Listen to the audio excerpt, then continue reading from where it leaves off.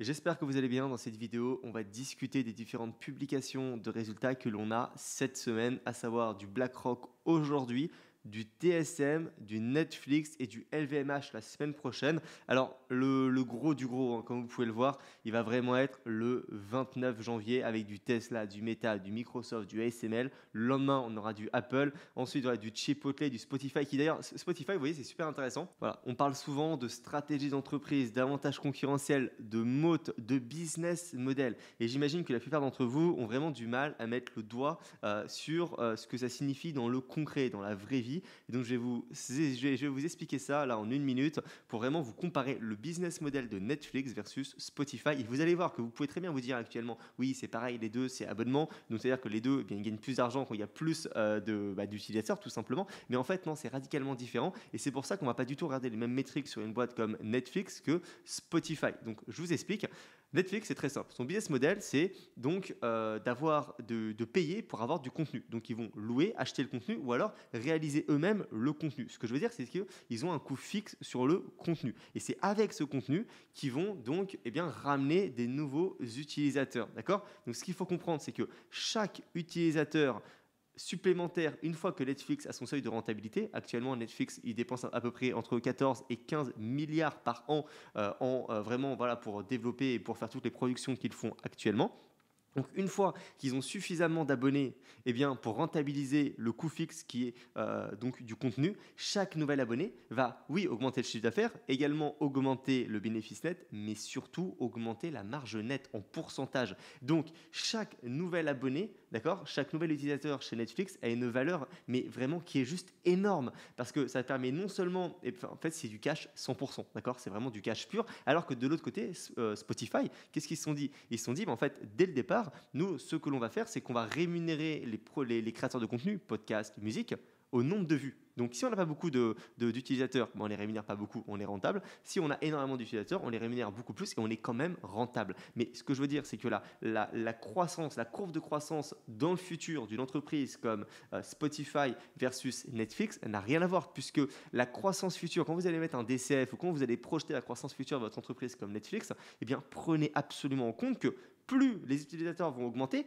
plus la croissance va avoir de la valeur, puisque plus la marge nette va augmenter. Je vous fais un exemple, je vous montre directement, je vous montre ici.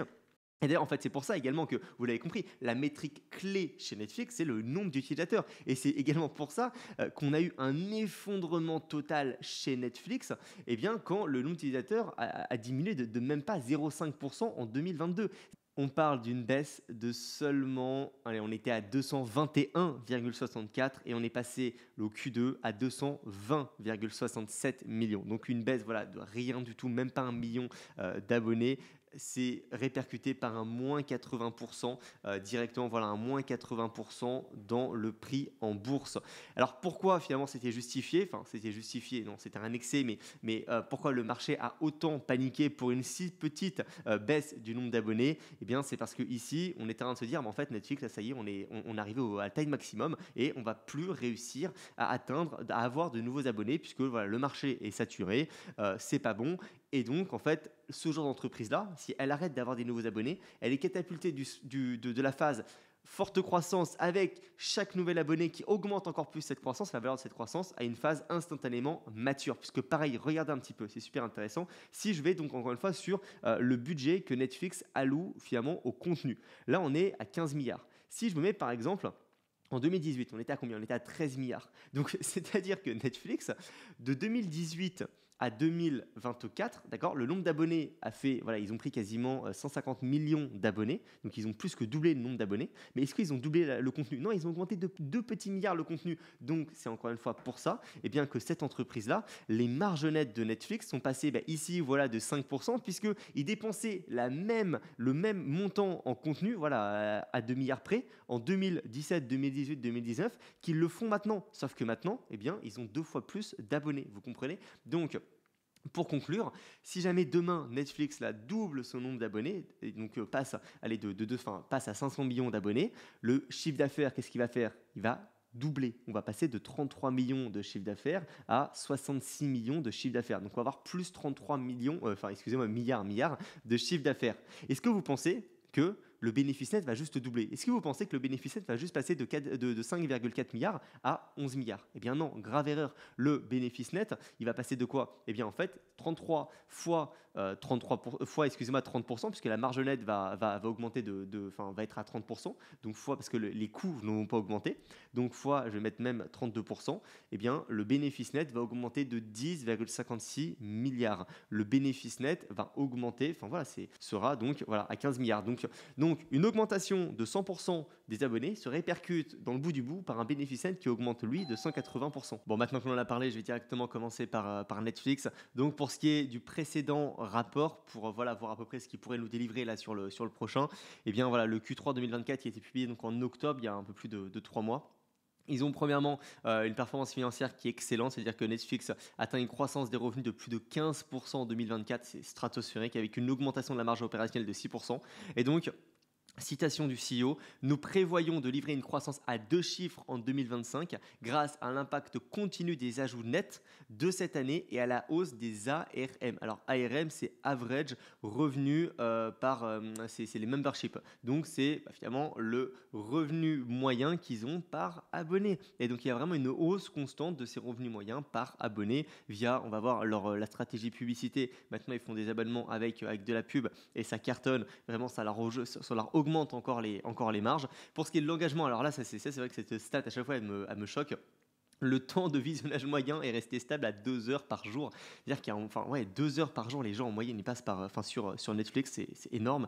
La stratégie de programmation mondiale permet un engagement élevé. Alors ça, pareil, c'est le fait d'avoir des contenus par thématique. Hein. Quand vous avez Netflix, au LATAM, etc., ou aux US, c'est pas du tout les mêmes programmes qu'on vous propose. Et ils ont même des productions vraiment, ils ont des productions vraiment pour les personnes qui habitent en Amérique du Sud, etc. Ensuite, je passe directement sur justement des nouvelles verticales chez Netflix avec l'implémentation maintenant de jeux vidéo. Donc là, voilà, ils lancent des jeux basés sur des IP.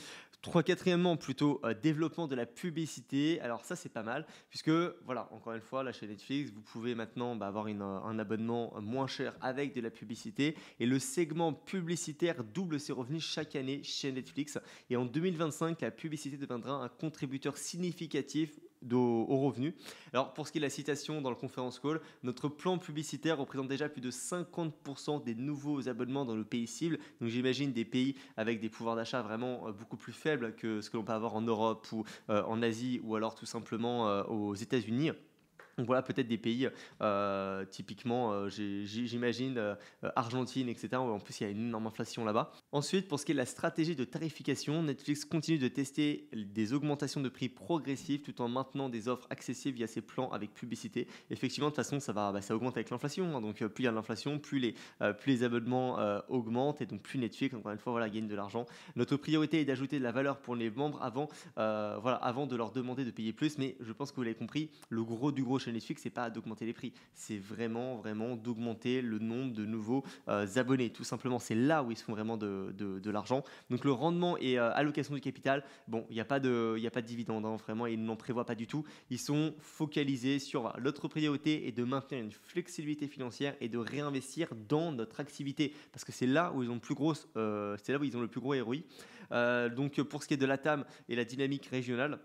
Donc là, ils ont eu effectivement une légère baisse des abonnés au Q3. La région monte un fort rebond au Q4 grâce à des productions locales. Par exemple, vous voyez, ils ont vraiment des productions. Si vous mettez ça, je pense qu'on peut difficilement faire plus latam et plus local que ce genre d'adaptation, d'une œuvre assez connue. Donc voilà, et puis ça, c'est vrai que les gens, ils adorent. Donc c'est top. Voilà, si le trimestre avait duré un jour de plus, les ajouts nets auraient été positifs. Donc c'est quand même assez cyclique, hein, également. Vous voyez, entre trimestres, nous on est toujours là pour du long terme, donc c'est vrai que regarder vraiment de trimestre en trimestre, parfois ça vous donne une perspective quand même assez court terme, donc il faut quand même dézoomer et effectivement ça augmente pas mal. Bon, je pense que vous l'avez compris, Netflix publiera probablement, même certainement, de très bons chiffres, mais est-ce qu'ils seront suffisants pour justifier le niveau de valorisation qui est actuel?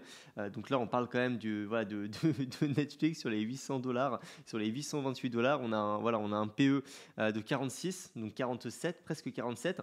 Alors oui, encore une fois, c'est une boîte exceptionnelle, on l'a vu, le business model fait que la croissance future a plus de valeur qu'une croissance future, par exemple, sur une boîte comme ASML, d'accord?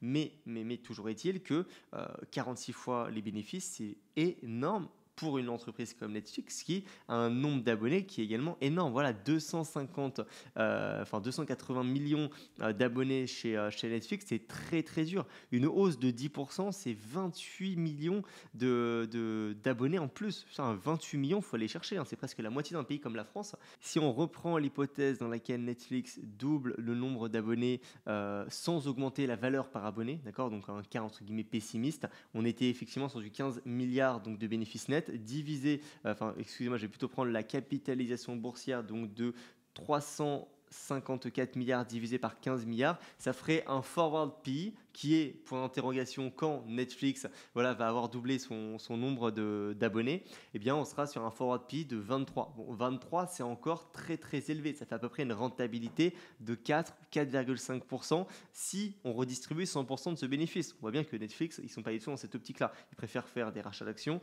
ou alors directement réinvestir dans le business.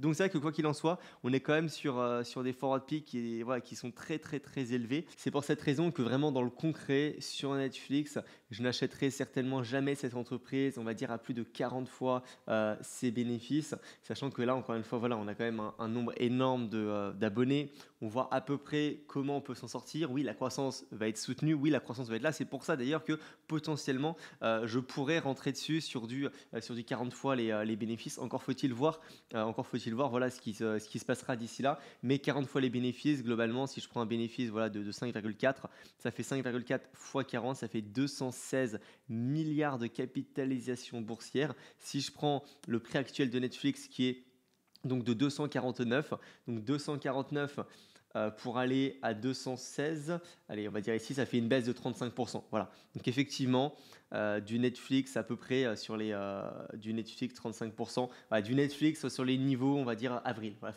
avril-mai. Il faudrait que Netflix revienne sur les niveaux de mai, donc s'il n'y a pas si longtemps que ça, mais à peu près sur les 550, 600, ça va commencer à être intéressant pour se dire, ok, effectivement, on peut vraiment augmenter le chiffre d'affaires de 50% et donc doubler le bénéfice net. Donc si le bénéfice net vous double et que vous achetez Netflix actuellement donc à 40 fois les bénéfices, ça vous fera tout simplement un forward PE de 20 et 20 fois les bénéfices. Là déjà vous êtes sur un truc qui est pas mal. Après c'est que du bonus, vous attendez 5, 6, 7 années de plus, la croissance compound et vous arrivez vite fait avec un yield on cost, hein, ou enfin même si on parle pas de dividendes, mais voilà, vous m'avez compris, vous arrivez vraiment avec une rentabilité peut-être de à peu près de 10% par an dans peut-être 10 ans. Par exemple, vous voyez Netflix, on a eu sur les 10 dernières années donc le nombre d'abonnés total qui ont augmenté de 18% par an en moyenne. Et si on prend sur, on va dire, les 5 dernières années, on a 12% par an. Plus évidemment le business grossit, oui, plus la croissance a de la valeur, mais moins on va pouvoir aller chercher vraiment cette croissance dans le futur. Je pense qu'on peut aller sur un cas de figure dans lequel on a un taux de croissance de 7% par an. Donc si je fais 280 millions là, actuellement d'abonnés et je mets un taux de croissance de 7% par an sur, on va dire, les 10 prochaines années, eh bien ça me fait dans 10 ans 550. Donc voilà, ça me fait dans 10 ans, j'arrondis, effectivement un nombre d'abonnés qui double avec, on l'a vu, donc un bénéfice qui fait plus que doubler. Donc ça c'est dans 10 ans avec voilà, mon PE qui se retrouve finalement de 40 actuellement à peut-être à 15. Donc 15, on est plus un peu de 15, ça fait 100 divisé par 15, ça fait une renta de 6,6%. Voilà, à peu près, on serait dans ces eaux-là. Après, vous ne comptez pas l'augmentation des pubs. Faut à cela ajouter évidemment donc l'augmentation de l'inflation qui fait que chaque abonné, l'ARM par abonné va également augmenter. Donc voilà, c'est quand même un beau business, mais qui est actuellement, selon moi, trop cher. Je passe au suivant sur BlackRock. C'est l'entreprise sur laquelle j'ai pas mal d'argent. Là, j'ai quasiment 20 000 $ avec un super PRU. Je l'ai acheté il y a à peu près 2-3 ans, c'est-à-dire en 2022-2023.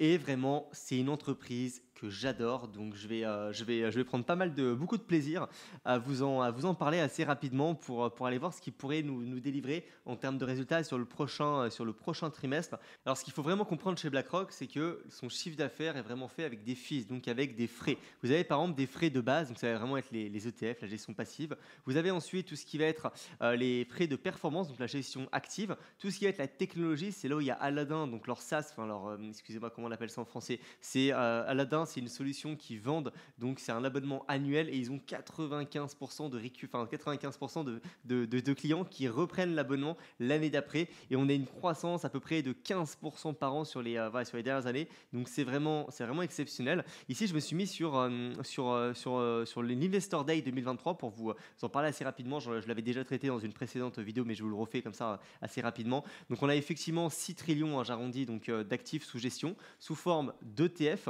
et d'index. Après on a le reste, hein. Là, je vous parle uniquement des ETF et des index, d'accord?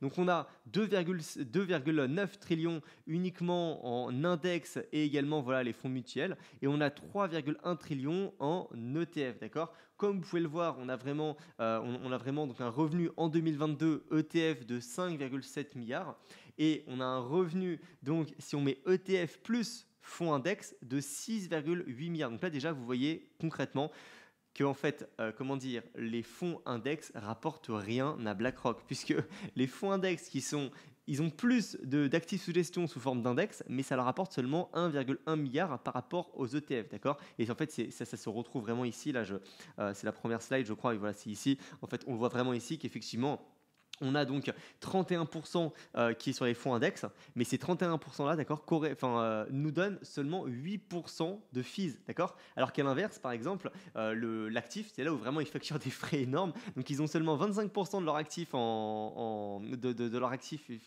en gestion actif, et ça contribue à hauteur, voilà, ça contribue à hauteur de 43% des fees. Pareil pour les ETF, 37, et ça contribue à hauteur de 42. Donc voilà, c'est très bien. Ensuite, je pourrais mettre sur vraiment, bon voilà, ici pareil, ça je vous apprends rien, là où vraiment ils assassinent les particuliers, c'est effectivement sur tout ce qui va être précision et également les factoriels, hein, les ETF thématiques, IA, cannabis, eau, etc.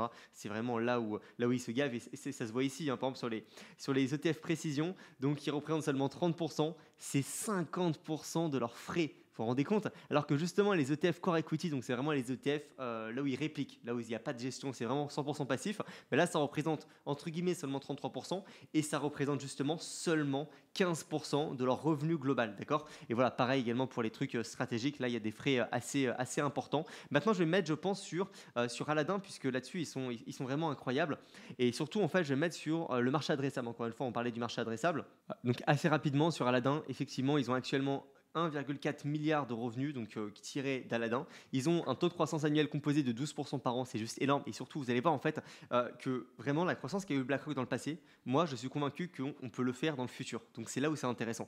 98% encore une fois voilà, de clients qui re-signent chez Aladin. Et justement en termes, je crois que c'est juste après, voilà, donc 15% de taux de croissance annuel composé, parce que 12% c'était sur les dernières années. 12%, vous voyez, c'est sur les 3 dernières années, parce qu'en 2022, ça s'est effondré, parce qu'effectivement BlackRock, quand les marchés baissent, les particuliers retirent leur argent, voilà, tout le monde retire l'argent des marchés et donc les fees diminuent, voilà. Et donc là, comme vous pouvez le voir concrètement, le marché adressable, voilà, d'Aladin, d'accord, c'est 12,5 milliards. Donc on a seulement 11% du marché adressable. Et BlackRock, je pense qu'on peut être vraiment, voilà, tout comme TSM, on va le voir, ils ont à peu près 61 ou 62% des parts de marché dans les semi-conducteurs. Je pense qu'Aladin peut avoir comme ça mais une énorme, vraiment capturer une part de marché qui est au moins de 30% minimum. Et donc 30% avec en plus un marché adressable qui est en augmentation, je vous fais un dessin, ça nous donne vraiment un taux de croissance annuel composé qui est juste énorme. Et je pense que les 15% par an qui sont stratosphériques, on peut les maintenir, d'accord? Donc ça c'est pour Aladin. Donc 1,4 milliard, c'est quand même déjà pas mal. Et d'ailleurs, juste pour vous lire la première citation dans le conference call de BlackRock, donc sur le Q3, là, sur le quarter qui a été publié là, le dernier trimestre, BlackRock a réalisé l'un des meilleurs résultats financiers de son histoire. Nous avons généré 221 milliards de dollars de flux net, un record trimestriel absolu. Voilà, c'est juste énorme. Et donc effectivement, on a également 5,2 milliards de revenus, ça fait 15% par an. Voilà, on les a nos 15% sur le Q3. Donc c'est parfait. Voilà, le marché adressable cette fois-ci, donc des ETF et également des equity, hein, on va dire ça comme ça. Actuellement, on est à 15 trillions, d'accord? Et là, on prévoit du 25 trillions, enfin BlackRock prévoit, hein, je mets des guillemets, BlackRock prévoit du 25 millions, donc vraiment une belle augmentation. Et donc évidemment, on est leader là-dedans, on va encore générer du revenu là-dedans. Cette fois-ci, pour ce qui est de la gestion active, donc qui représente 7,3 milliards, hein, c'est plus important que les ETF et les fonds mutuels combinés. Pourtant, on a entre guillemets que 2,5 trillions voilà, d'actifs sous gestion. Et bien là, on a voilà, un 7% de croissance annuelle composée sur cette partie-là. La partie Aladdin, on est quasiment sur du 15%. Maintenant, on va aller voir la partie obligataire avec, bon alors là, c'est avec les 3 dernières années, mais si je prends uniquement voilà, on va dire la base organique, donc on est vraiment sur du 6% et je pense qu'on va pouvoir se stabiliser à 6-7%, sachant que là, ce trimestre, on a eu un record sur ETF obligataire. Ils ont dépassé un seuil clé. Et je vais me mettre pour terminer sur les marchés privés. C'est là où ils ont fait une énorme acquisition là les précédents trimestres qui est en train de payer. Et en fait, ils se sont vraiment positionnés mais de manière excellente au bon endroit, au bon moment pour capitaliser sur cette nouvelle opportunité. Alors ça rapporte déjà 2,2 milliards, hein, c'est énorme. On parle d'une croissance annuelle composée de 12% par an, donc plus important que les obligations, plus important que les ETF, un peu moins important qu'Aladin, mais surtout le marché adressable augmente de 26% par an. C'est tout simplement incroyable. Alors maintenant, je vais me mettre sur le Q3 2024, donc le précédent trimestre, assez rapidement, et ensuite on viendra sur la valorisation et à quel prix à peu près j'aimerais bien renforcer cette entreprise parce que je vais la renforcer si ça baisse. Donc on a donc effectivement voilà, les flux nets, hein, les flux nets, c'est ok, là on a 10 trillions d'actifs sous gestion, plus, eh bien, avec ce trimestre-là, on a ajouté 221 milliards à cet asset under management. Voilà, là-dessus, justement, vous voyez, regardez, les actifs des ETF obligataires iShares dépassent désormais 1000 milliards de dollars, soit près de 40% de plus qu'à la fin de 2021. On a eu une explosion, donc c'est vraiment cool. Ensuite, voilà, ici, la contribution au private equity avec une croissance vraiment de malade. Donc là, l'acquisition, donc GIP, je vous en avais parlé dans une précédente vidéo YouTube, donc c'est Global Infrastructure Partner, je crois, quelque chose dans le genre. Donc vraiment, cette acquisition triple les actifs sous gestion dans les infrastructures et double les revenus récurrents issus des marchés privés. Ils voulaient ajouter avec cette acquisition 200 millions par an. Donc c'est vraiment cool, sachant qu'ils ne l'avaient pas payé par rapport à ce que ça va leur apporter, ce que ça leur apporte, c'est vraiment top. Et voilà, BlackRock s'installe vraiment solidement dans les marchés privés, notamment avec des projets d'infrastructure liés à l'IA, au data center, en partenariat avec Microsoft. La plateforme Aladdin, bon, du classique, hein, là voilà, enregistre une croissance de 15%.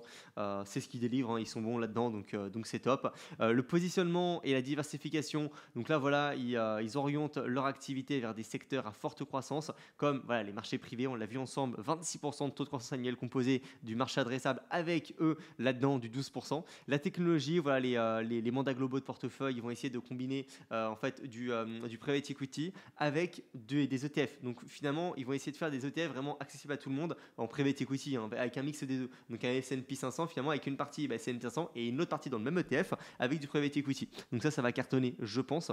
BlackRock voilà, met le paquet sur les marchés privés et la technologie. Expansion internationale et adoption des ETF à l'étranger. Là pareil, vraiment, voilà, les ETF ne sont pas seulement populaires aux États-Unis, leur adoption en Europe explose actuellement. Et là encore une fois, mon scénario sur BlackRock, c'est que plus le temps passe, plus les personnes se rendent compte, que ce soit aux États-Unis, que ce soit, enfin là-bas ils l'ont toujours su, mais que ce soit surtout en Europe. En Europe, les personnes ils ont zéro éducation financière, mais même en Europe, les personnes se rendent compte que la retraite, oui effectivement, ça va être très compliqué et donc il faut impérativement qu'ils mettent leur argent sur quelque chose qui crée de la valeur, qu'ils investissent leur argent sur voilà, quelque chose qui dans 20 ans aura suffisamment capitalisé pour leur donner quelque chose qui est au moins supérieur à l'inflation. Et donc pour ce faire, ils vont aller sur YouTube, ils vont aller sur Internet et ce sur quoi ils vont tomber en premier, ça va être évidemment les ETF, ça va être la gestion passive, tiens achète un ETF, tu fais rien, tout le monde en parle, hop j'achète un ETF. Et donc là-dessus vraiment BlackRock ils ont un énorme potentiel effectivement d'aller là-dessus.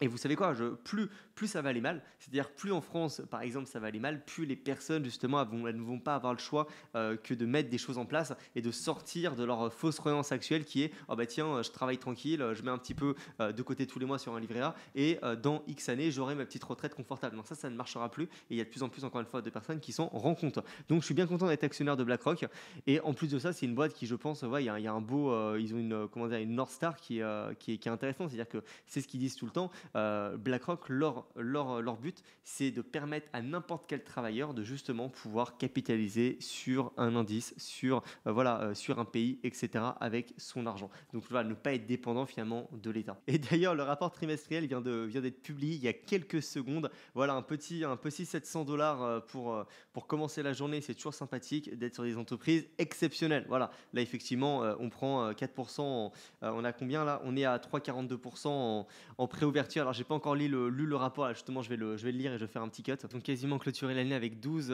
trillions de dollars sous gestion.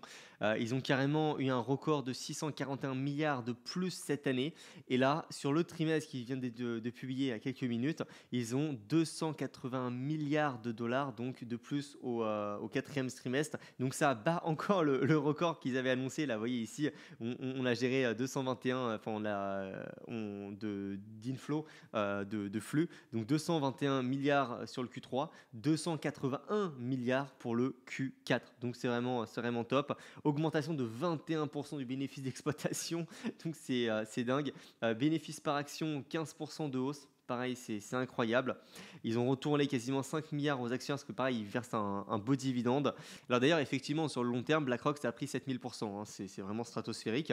Et si je me mets, on va dire, depuis, vous voyez ici, là, le plus bas, ici, là, depuis le plus bas, hop, alors je vais me mettre comme ça, voilà, depuis le plus bas, on a effectivement, voilà, BlackRock qui a surperformé le S&P 500 depuis la reprise. Mais ce que je veux vous dire, c'est que si le S&P 500 commence à baisser, BlackRock va vraiment fortement baisser. Et là, on a quand même le S&P 500 sur les plus hauts. Donc oui, c'est une excellente boîte, mais pareil, vous ne pouvez pas enlever des caractéristiques qui sont vraiment propres à BlackRock. C'est-à-dire que c'est les actifs sous gestion. Si demain il y a une panique, tout le monde va enlever tout le monde va vendre les ETF. Ça c'est la psychologie. Personne ne pourra changer ça.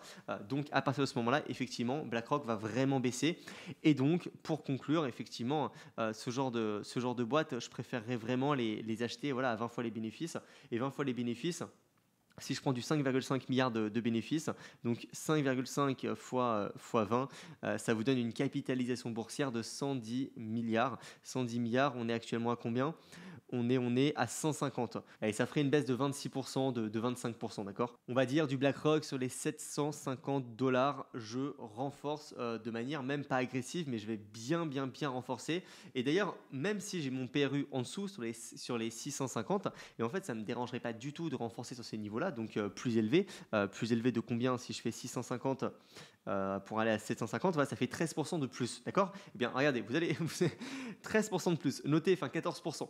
Depuis que je l'ai acheté, BlackRock a augmenté son bénéfice net de, tenez-vous bien, on va aller voir ça, voilà, je l'ai acheté à peu près dans ces niveaux-là, quand on avait un bénéfice de 3,3, et bien augmenté son bénéfice de 13%. Donc c'est normal que si BlackRock vient à baisser, je ne vais pas attendre que ça retouche mon PRU qui selon moi était la fair value de BlackRock, mais je vais vraiment rentrer sur BlackRock au-dessus parce que ma fair value, elle a augmenté, la valeur intrinsèque du business, elle a augmenté puisque l'entreprise gagne plus d'argent, et j'irais même à dire, jusqu'à dire que les potentiels de croissance sont un peu plus importants qu'au moment où je l'ai acheté. Donc voilà, BlackRock c'est vraiment top. Je le garde en portefeuille, mais très précieusement pour du très long terme, et je suis vraiment convaincu par le dossier. Donc le rapport est tombé, c'est un rapport exceptionnel, mais qui encore une fois selon moi est trop cher. Alors je sais que c'est pas évident pour les personnes qui me regardent et qui ont pas encore acheté beaucoup d'entreprises et qui veulent rentrer. Les marchés sont sur les plus hauts, c'est pas évident, mais patienter, ça sert à rien d'acheter des business trop chers. Alors maintenant je vais passer sur TSM qui vient à l'instant de publier son Q4 2024.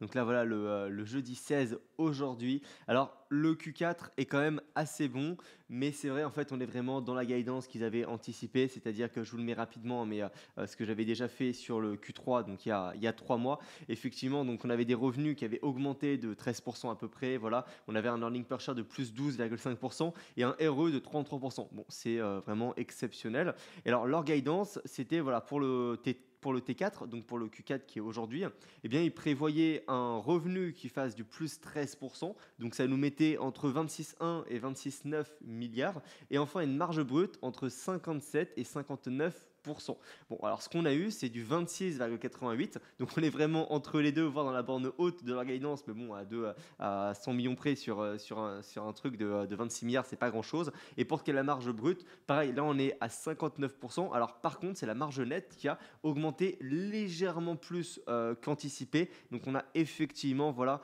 un bénéfice net qui est légèrement plus élevé qu'anticipé. Et là, je crois qu'on est carrément une marge nette, on va le voir ensemble, mais sur les 41 ou 42%. Donc c'est vraiment, vraiment incroyable, sachant qu'on avait une marge nette de 39%. Donc voilà, on a augmenté la marge nette de 2 points de base, donc c'est top. Alors le plus important sur TSM, c'est vraiment ce graphique qu'on a dans chaque slide, et c'est vraiment le nerf de la guerre, d'accord? C'est ok, TSM par exemple, je vais vous mettre plutôt pour comparer au Q3, c'est ça qui est intéressant, c'est de comparer le Q3 par rapport à ce qu'on a eu là maintenant. Comme vous pouvez le voir, le Q3, on a eu tout simplement pour le HPC, donc le calcul haute performance, c'est 51% des revenus. Donc c'est le plus important, c'est vraiment là où il faut regarder. On avait du plus 11%. Là, tenez-vous bien, on a du plus 19%. Donc c'est voilà, c'est vraiment super. Pour ensuite, on va directement passer sur les smartphones qui représentent 35% tout simplement des revenus de TSM. On a du plus 17%. Je rappelle qu'on était à plus 16%. Donc on a encore une augmentation. Et par contre, pour l'Internet des objets, ça va être par exemple les montres connectées, tout ce qui va être les machines dans les usines qui sont connectées. Vraiment, voilà, ce genre de choses. Et bien là, on est à moins 15%, donc c'est un petit peu la douche froide, mais regardez un petit peu la pondération, voilà, c'est que du 5%. C'est comme vous, si vous mettez une petite ligne de 2% dans votre portefeuille qui se prend du moins 15%, mais que la ligne qui représente 53% de votre portefeuille prend 19%, vous imaginez bien que vous êtes très très bien en termes de performance à la fin du trimestre et à la fin de l'année. Bon, pour ce qui est de l'automobile, plus 6%, ça ne change pas. On était déjà à plus 6% pour le Q3 2024. Alors d'ailleurs, c'est vraiment ce segment qui fait qu'il y a pas mal de personnes qui pensent que la valorisation actuelle de TSM, finalement, elle n'est pas si chère que ça, puisque on serait techniquement qu'à 5, 6, 7 ans d'avoir des voitures autonomes qui seraient à peu près de partout. Et donc, vraiment, ce segment pourrait prendre une part beaucoup plus importante dans les revenus de TSM. Et étant donné que les autres segments ne vont pas diminuer, en fait, c'est vraiment la part du gâteau qui va s'agrandir. Ça va être du cash en plus pour TSM. Donc, franchement, c'est un super trimestre sur lequel on n'a pas de changement, c'est-à-dire on n'a pas eu d'update significative. Ils nous ont pas dit qu'ils vont aller chercher un nouveau segment pour de la croissance encore plus importante. Non, ils vont simplement faire plus que ce qu'ils font déjà. Donc c'est très bien et on va rester là-dessus. Alors je me mets quand même sur leur diversification géographique. C'est vrai que donc là, ils nous ont pas reparlé, mais ils ont vraiment dans les pipelines, en projet, donc Arizona évidemment, là voilà, production en volume prévu pour 2025 pour les 4 nanomètres. Ils ont également 2 autres usines prévues avant 2030. Pour ce qui est du Japon, ils ont déjà démarré la production et il y a une seconde usine qui est attendue pour 2027, début 2027. Et en Europe, voilà, il y a également une usine pour l'automobile et l'industrie prévue pour 2027. Donc c'est vrai qu'on est de moins en moins dépendant tout simplement, on est moins à Taïwan, on va dire ça comme ça. C'est vrai qu'on essaye de plus en plus de s'éloigner, on va dire, de la Chine. Et maintenant, on va aller voir au niveau de la valorisation. Est-ce que le prix actuel de TSM prend déjà en compte toute la croissance future, ou est-ce que finalement, ou est-ce qu'il y a une opportunité là actuellement au prix actuel? Donc, pour ce faire, on va aller voir le DCF et on va aller voir également le price to sell. Je trouve ça pas mal. Donc, le price to sell, c'est la même chose que le PE, donc le price to earning, sauf que vous divisez donc le price, donc le prix de l'entreprise en bourse, la capitalisation boursière, par les sales, donc par les revenus. D'accord, vous faites la market cap divisé par les revenus. Ok, donc c'est vraiment vous excluez tout ce qui va être les marges brutes, les marges d'opération, etc. et les marges nettes. Vous partez uniquement du revenu et vous regardez de manière historique à combien de fois TSM s'est négocié dans le passé. Alors je vais vous montrer directement ici avec le price to sell band. Alors ça, c'est un indicateur qui est vraiment super, je trouve, pour les entreprises un petit peu cycliques comme TSM. Parce qu'en fait, il va vous donner vraiment trois lignes, 3 bornes. La borne minimum, médiane et maximum. Je vous donne un exemple. Ici, en 2015, ça nous signifie, ça nous dit que tout simplement, TSM se négociait en août 2015 à seulement, c'est marqué ici, 3,51 fois les revenus. Donc, vous prenez les revenus en 2015 de TSM, vous multipliez ces revenus fois 3,51 et ça vous donne le prix en bourse de 2015. D'accord ? Eh bien, ce que va nous faire cet indicateur, c'est qu'il va nous recalculer actuellement. Donc là, maintenant, il va prendre les revenus actuels qui sont à peu près de 69 milliards, d'accord ? Et il va faire 69 4,35 fois 3,51. Ça donne 243 milliards de capitalisation boursière. Le prix actuel est de 856. Donc ça fait à peu près une baisse de 70%. Et donc voilà, moins 70%, ça fait à peu près, du 60 dollars par action. Et c'est précisément ce que nous donne cet indicateur. Enfin voilà, du 56, j'ai pas fait les calculs exacts. Mais bref, voilà, c'est 56.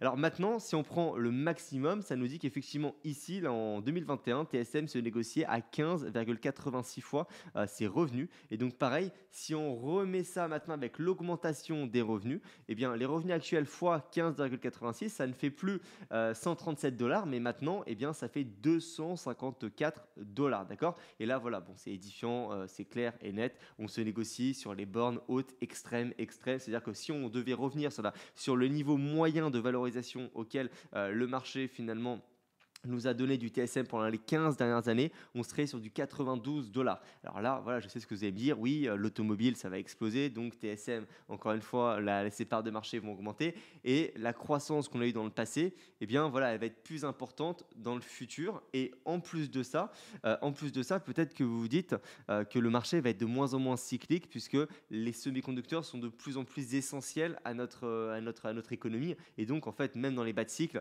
on aura quand même besoin de semi-conducteurs vraiment en tout temps, donc ça sera moins cyclique et c'est pas forcément quelque chose que je partage personnellement. Je vais terminer la valorisation on va vous montrer un petit peu les multiples, voilà, par le price to, en fait ça c'est le PE, vous prenez le PE moyen, sauf que c'est le même chose, en fait il va vous calculer directement, il va vous traduire le PE en termes de prix par action, d'accord? Donc là regardez, je vais le mettre en grand. Hop, on a effectivement ici, si je prends sur les 15 dernières années par exemple, eh bien, on a un PE moyen de 16,64 sur TSM, puisque effectivement TSM, si je prends le PE moyen, vous voyez qu'on n'est pas, normalement on n'est pas sur du 32, on est plutôt effectivement voilà, sur du 16. Et sur du 16, en fonction du bénéfice net actuel, eh bien, ça vous donne voilà exactement là du 104 dollars par action, d'accord? Et en fait, vous voyez que d'ailleurs, plus on se met sur du court terme, donc 10 ans par exemple, plus ça augmente puisque, eh bien, effectivement, sur les dernières années, TSM s'est négocié, voilà, c'est le PE de TSM a vraiment augmenté sur les 5 dernières années, ça nous donnerait du TSM sur les 165 puisque le PE moyen des 5 dernières années, il est de 26,39.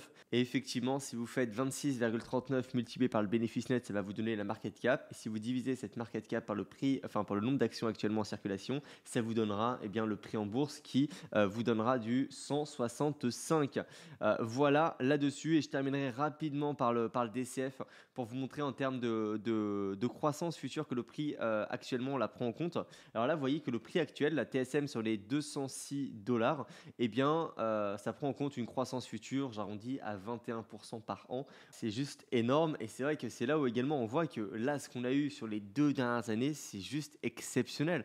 On parle d'un bénéfice net qui a augmenté de 34% par rapport à 2023 sur l'année en cours et de 15% par rapport au trimestre précédent. Donc bah oui, évidemment, TSM s'envole, mais la question encore une fois, c'est est-ce que vous pensez que le bénéfice net va continuer d'augmenter comme ça de plus de 30% par an? Je pense que ça va être très très très compliqué. Et vous voyez que la moyenne, on est plutôt sur du 16% par an. Et encore 16%, c'est parce qu'encore une fois, eh bien, voilà, les dernières années ont vraiment tiré à la hausse ce bénéfice. Et donc, si je mets par exemple, on va dire du 160, il nous faudrait une croissance future de seulement 17% pour que ça nous donne voilà, une fair value. Et si je mets par exemple 140, là on serait sur du 15%. 15%, on est sur la moyenne historique des 10 dernières années. Donc je pense qu'encore une fois, du TSM, vous voyez, sur les 140, 150, on sera à peu près sur la fair value. Et là, c'est quand même très très cher actuellement. Alors après, c'est un peu la même chose que sur BlackRock, c'est-à-dire que oui, je trouve le prix actuellement un petit peu trop cher, mais je ne vais surtout pas vendre mes actions. Bon, je n'ai pas d'actions TSM, excusez-moi, mais ce que je veux vous dire, c'est que dans ces cas-là, si vous l'avez en portefeuille, il ne faut surtout pas sortir d'une position comme ça. Parce que de toute façon, également, moi, je me mets vraiment une règle, c'est si je vends une entreprise, il faut absolument que je réalloue le cash dans la journée sur une autre entreprise. Et ça, je peux vous garantir que ça vous force à garder vos positions dans votre portefeuille, enfin, du moins si vous avez des belles entreprises. Parce que vous prenez par exemple du BlackRock, oui c'est trop cher, enfin non, c'est même pas trop cher, c'est un petit peu cher, Si je le vends, est-ce que je vais trouver une entreprise qui est de meilleure qualité pour les prochaines années? Je ne suis pas sûr. Même chose sur TSM, si vous l'avez, vous avez une belle plus-value, déjà vous allez payer 30% de flat tax. Donc déjà, prenez ça dans votre scénario, vous partez déjà avec un petit handicap pour retrouver une autre boîte. Donc c'est voilà, c'est vrai que c'est pas rentable et c'est pour ça qu'il faut vraiment tenir ses positions sur du long terme. Et pour ce qui est de LVMH, là on a du plus 8% à l'ouverture du CAC 40 le 16 janvier, alors que le rapport trimestriel est publié dans seulement une semaine et demie. Pourquoi? Je vais vous répondre tout de suite, c'est très simple. Le groupe Richemont, donc qui possède Cartier, Van Cleef, etc., eh bien, ils ont publié des chiffres qui sont extraordinaires. Je vais vous montrer un petit peu quand l'entreprise est arrivée. Première slide.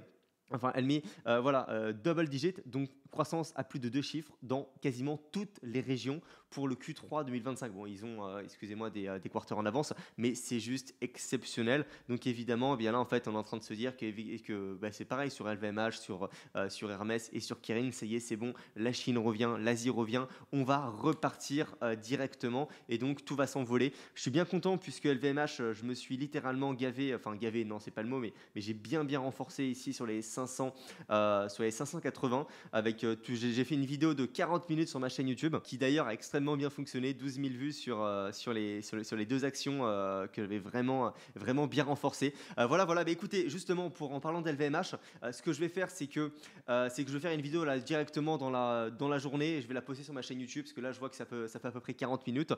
Donc je terminerai par mon groupe School si vous n'y êtes pas, parce que bon on est quand même quasiment 800, donc qu'est-ce que vous faites? Allez sur mon groupe School, il y a toute une partie communauté mais surtout une partie classroom avec voilà, juste des formations sur la bourse qui sont juste incroyables. En fait, qui que vous soyez, introduction à la bourse si vous êtes plutôt débutant, ratio financier si vous êtes intermédiaire, vraiment voilà, le RE, etc. C'est des formations à chaque fois de 1 heure, c'est totalement gratuit. Et enfin, pour ceux qui sont déjà bien avancés, voilà, qui lisent déjà leur rapport, qui veulent se mettre un petit peu aux options, j'ai fait un énorme cours de 1 heure sur toutes les stratégies, donc les covered call, les ventes de put, tout ce qui va être, j'ai abordé la valeur temps, la valeur intrinsèque, donc bref, vraiment des énormes masterclass. Et je poste également du contenu exclusif. Donc je vais vous mettre directement le lien dans la description. Vous n'avez même pas besoin encore une fois de vous créer de compte, c'est-à-dire que vous mettez votre adresse email et vous avez instantanément accès au module, à la communauté. Donc voilà, je vous souhaite une magnifique journée à vous et on se retrouve donc la semaine prochaine pour une énorme vidéo sur là clairement la semaine qui va être la semaine de tous les dangers du Tesla, Meta, Microsoft, Apple, PayPal, Chipotle, Spotify, Uber. On a vraiment une super semaine qui arrive.